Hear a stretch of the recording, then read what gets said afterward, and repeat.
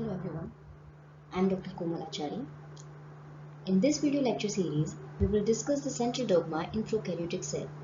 But before going in detail of different subtopics of central dogma, let's know what the central dogma is. Basically, the pathway from DNA to RNA and RNA to protein is known as central dogma, which is conserved in all the cellular forms. As we know, DNA has the genetic information stored in it, which is divided into units known as genes. These genes must be expressed appropriately for proper functions in an organism. So the genes are expressed through the synthesis of RNA. So first step in DNA expression, gene expression, is the synthesis of RNA, where the DNA sequence is transcribed to produce the RNA. Different RNAs are produced depending upon the gene that is transcribed. But the information encoded in a specific RNA known as mRNA is translated further into a specific sequence of amino acids that forms a protein, functional protein. Apart from that, the genetic information is also passed on to its progeny through the replication process. So the information stored in DNA is used both in the replication of DNA for the cell division and in gene expression also. So this was the basic idea of the central dogma. Now in this particular video, I will talk about the DNA replication in prokaryotic cells. So what the DNA replication is? It is a process in which two replicas of the DNA are produced from one parent DNA molecule. It is an extraordinarily important and complex process upon which all the life forms depend. Because whenever any cell divides, two new daughter cells are produced which must contain the same genetic information as the parent cell. It is a very complex and accurate process, and despite of its complexity and accuracy, it is indeed a very rapid process. Like in bacteria, the replication rate is around 750 to 1000 base pair per second. As far as prokaryotes are concerned, bacterial chromosomes are usually circular in nature. In circular chromosome, like in E. coli, the replication begins from a single origin and occurs bidirectionally and form a theta structure. So this mode of replication is known as theta replication. Another important feature of this replication is that it is a semi-conservative process, because whenever the double-stranded DNA is replicated, each new daughter DNA contains one strand from the parental DNA and one is newly synthesized.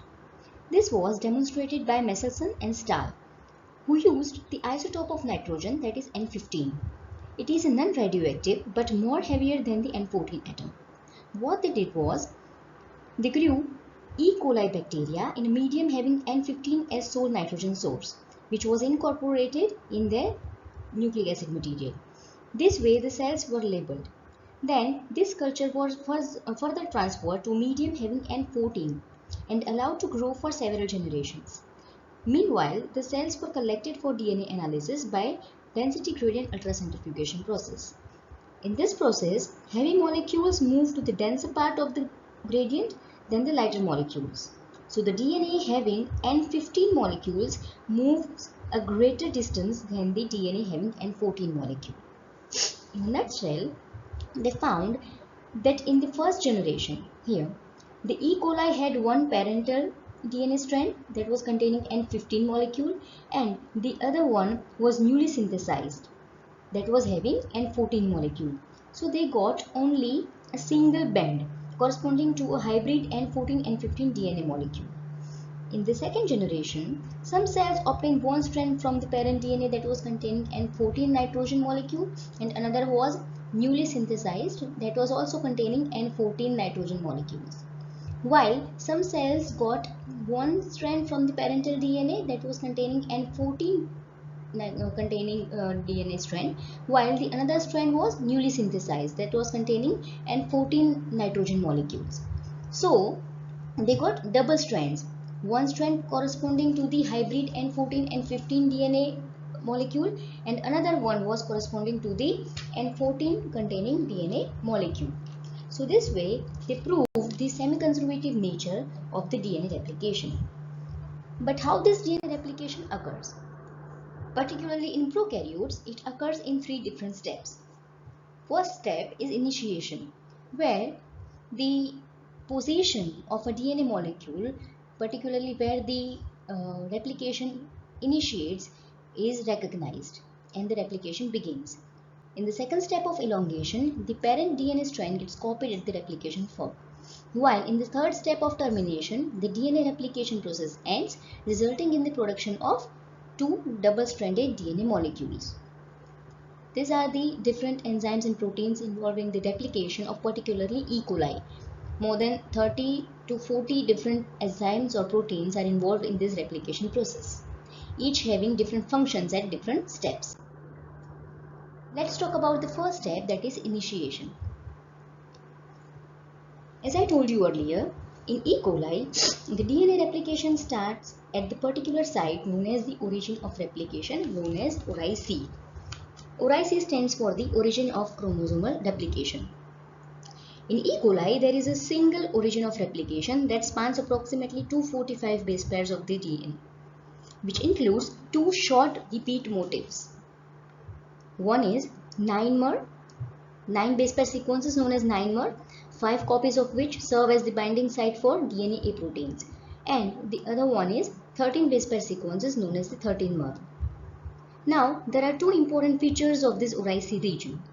One is, ORIC has many 80 base pairs. As we know, adenines pair with the thymine and guanine pairs with the cytosine. Adenine pairs with the thymine by 2 hydrogen bonds. So, the separation becomes more easier than in the GC rich regions where the guanine binds with the cytosine by 3 hydrogen bonds. Second one is, ORIC also has 11 5-G-ATC3- repeats in which adenines are methylated and only methylated origins can initiate the replication. So if the adenines are not methylated, the replication will not start. Okay, so these are the checkpoints for the proper replication process. Now the replication is initiated when the DNA A proteins bind with the 9-mer repeats and form an initial complex which triggers the melting of the double-stranded DNA at 13-mer repeats. Here, the DNA proteins use energy from ATP hydrolysis and break the hydrogen bond between the DNA strands. So once the melting of the double-stranded DNA begins, further separation is facilitated by DNA B proteins, that is DNA B helicase. One molecule of DNA B helicase clamps around each of the single strands in the open complex formed by the DNA A. This binding requires DNA C protein, that is a helicase loader. It catalyzes the opening of the DNA helicase ring to place it properly around the single strand of the DNA molecule. After binding of DNA B and DNA B helicase and helicase loader, the helicase moves along on the template strand in 5-3- direction and keeps on unwinding the double-stranded DNA. This movement of helicase also requires energy which is obtained by the ATP hydrolysis. This way, the replication fork is generated. After that, the primase enzyme bind to the helicase enzyme and form a primosome. This complex will synthesize the primers, RNA primers, and it will initiate the DNA replication by the DNA polymerase enzyme. So, before going to the elongation step, let's talk about the DNA polymerases. As I told you earlier, more than 13-14 different proteins are involved in this whole process. DNA polymerases are the key enzymes which are responsible for this particular process. What they do is, they catalyze the synthesis of the DNA in 5-3- direction. But for that, they require three things. One is template in 3-5- direction to direct the synthesis of complementary DNA strand. Second one is primer, short RNA or DNA strand to provide a free hydroxyl group at the 3' end to which new nucleotides are added. And third one is DNTPs. So here are different DNA polymerases 1, 2 and 3 which are required for different functions and different steps of replication process. But from all this, DNA polymerase 3 is the most important enzyme. It is a holoenzyme which has 4 different components. made up of 10 different proteins. It has 4 different components. One is the core enzyme.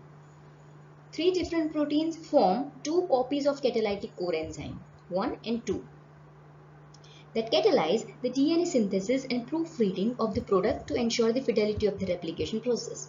Second one is dimerization unit TOR. It is a dimer that connects 2 core enzymes. Third one is the beta clamp. 2 copies of ring-shaped beta clamp tethers the core enzyme to one strand of the DNA and acts as a sliding clamp.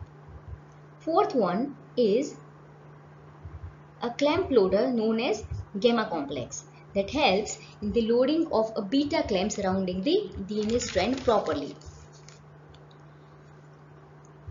But what is the exact function of DNA polymerase III enzyme? DNA polymerase enzyme catalyzes the step-by-step addition of nucleotides, new nucleotides to the growing DNA chain. The new nucleotide to be added is a deoxynucleotide triphosphate. The new DNTP is added when a phosphodiester bond is formed between the hydroxyl group at the 3' end of the growing DNA chain and the phosphate group of the incoming nucleotide. Here you can see the template DNA strand, and this pink one is the growing DNA strand.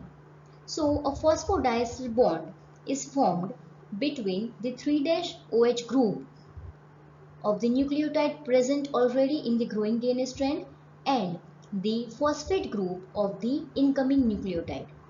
So the pyrophosphate ions, or we can say 2 phosphate ions, are released as the pyrophosphate ion and release the energy which are used in this replication, in this elongation step. So here the DNTPs serve as the substrate for DNA polymerase III, and ultimately deoxynucleoside monophosphates are added here in the growing DNA strand, and 2 terminal phosphates are released as the pyrophosphates that provide the energy needed for this particular reaction. So this is the function of DNA polymerase III. Now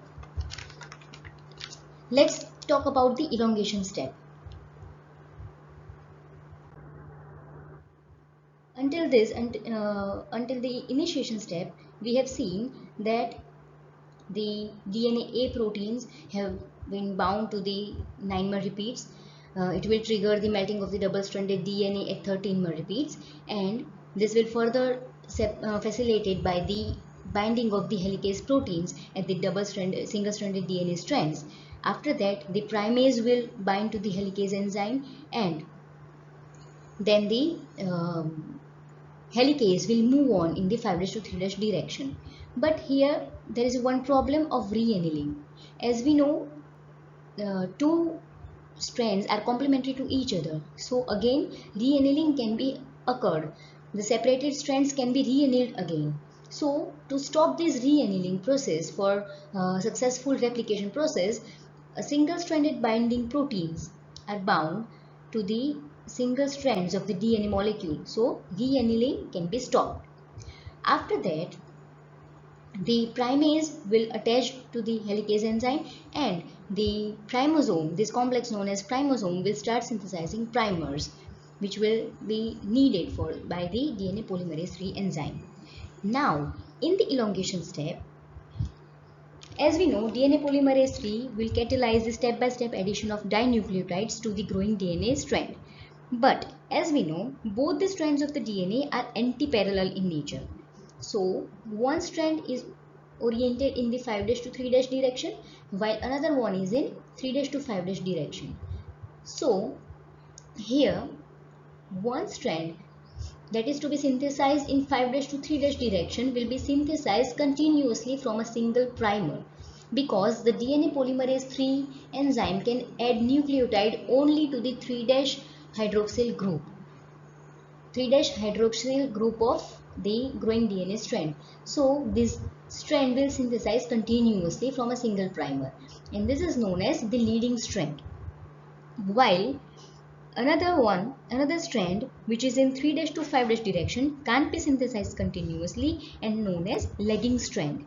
it is synthesized as short fragments known as the Okazaki fragments from multiple primers. These are the multiple primers and these are the short DNA fragments that are known as Okazaki fragments. During this whole process, primase will remain associated with the DNA P helicase protein, and this association will start synthesizing RNA primers, which is then extended by DNA polymerase 3, but they will require more than one RNA primers. After that, the Okazaki fragments are formed, RNA primers are removed by exonuclease activity of DNA polymerase 1 enzyme, and this removal leaves gaps in the double-stranded DNA, which is also filled by the DNA polymerase 1 enzyme. And after that, these fragments are further ligated by the DNA ligase enzyme that forms phosphodiester bond between the DNA fragments. But as the double strands of the DNA are separated at the replication fork, the DNA strands in front of the fork will positively supercoil like this. Will positively supercoil. So there should be a mechanism to relieve this supercoiling for successful replication. Otherwise the replication would halt. So the DNA gyrase will introduce a negative supercoiling. This is a negative supercoiling into the DNA strand. It is a topoisomerase enzyme that has nuclease activity and breaks the phosphodiester bond in a DNA strand. Now, as we know, the replication is a very accurate process. There is one interesting feature of this process is the proofreading. If any wrong base has been added during the replication, it is immediately removed after it has been added and even before the next base is to be added. It is done by the epsilon subunit of the DNA polymerase 3 enzyme, which has 3' to 5' exonuclease activity. It checks the stability of the hydrogen bond formed by newly added base, and if the wrong base has been added, it is removed by the exonuclease activity, and once it is removed, the holoenzyme again adds the proper nucleotide. So this was the elongation process. Now, in the third and last step of the termination, as I told you earlier, this replication process is bidirectional in nature. So, two replication forks are formed at the ori C region and elongated simultaneously in the opposite direction. So, if we want to terminate the replication process, two replication forks should meet at the position that is exactly opposite to the ori C region.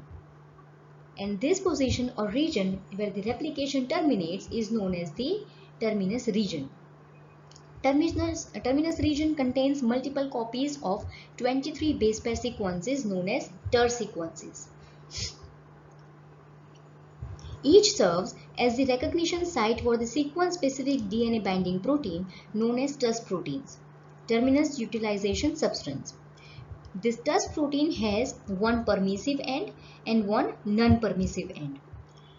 Now, when the replication fork reaches at the permissive end, TUS-TER complex dissociates. Here you can see the TUS-TER complex is dissociated, and the replication fork will move on further. Whereas, if the replication fork reaches the non-permissive end of the TUS-TER complex, what happens is TUS protein flips some nucleotides from the DNA strand on which the helicase is moving on or attached with. So, once the helicase will stop moving further, the replication will be terminated automatically. Here, one replication will be terminated and another will move on further till it reaches to another TUS-TER complex. But in E. coli genome, TER sequences are oriented such that both the replication forks get trapped within the short region.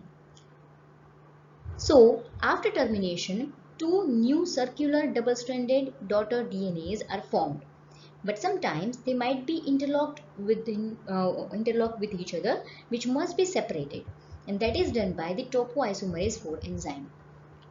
So, this was the DNA replication process in prokaryotic cell. If you like the video, please click the share button, please click the like button, please share it and subscribe it. Thank you for watching my video. Thank you.